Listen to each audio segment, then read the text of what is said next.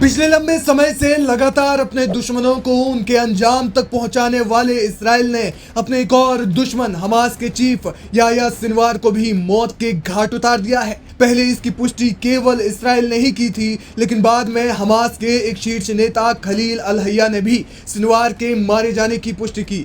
इसके बाद दो आशंकाएं जताई जा रही है। एक तो ये कि हमास इस युद्ध में आत्मसमर्पण कर देगा और दूसरा ये कि ये जंग और ज्यादा तेज हो जाएगी। हालांकि जंग जिस ओर भी रुख करे, लेकिन इस पूरे घटनाक्रम में इस्राएली बंधकों पर संकट गहरा गया है।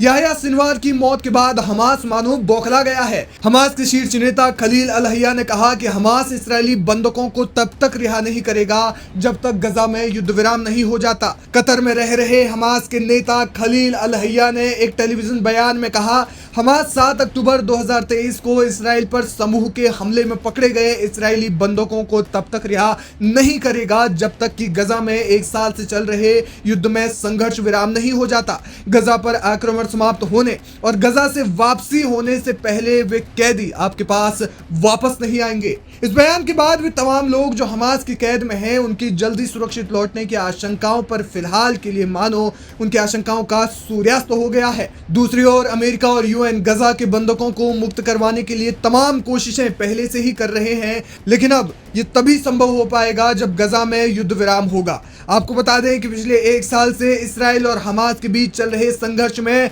हजारों लोगों की मौत हो गई है और लाखों लोग बेघर हो गए हैं। इस्राएल अपने दुश्मनों को चुन चुन कर लगातार निशाना बना रहा है। इसी कड़ी में याह्या सिनवार को भी रफा में एक ऑपरेशन के दौरान इस्राएल ने मार गिराया।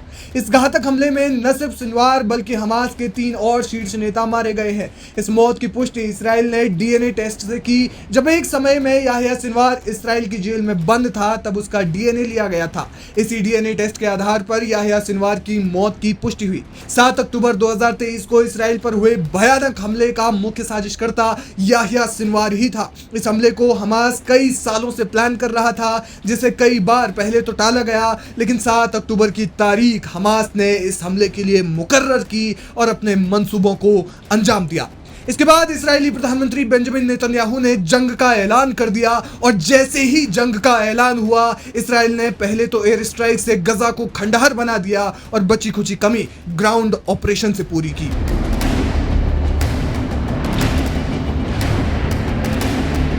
बहरहाल याह्या सिनवार के खात्मे के बाद इस्राएल आगे क्या कदम उठाता है, ये देखना दिलचस्प होगा।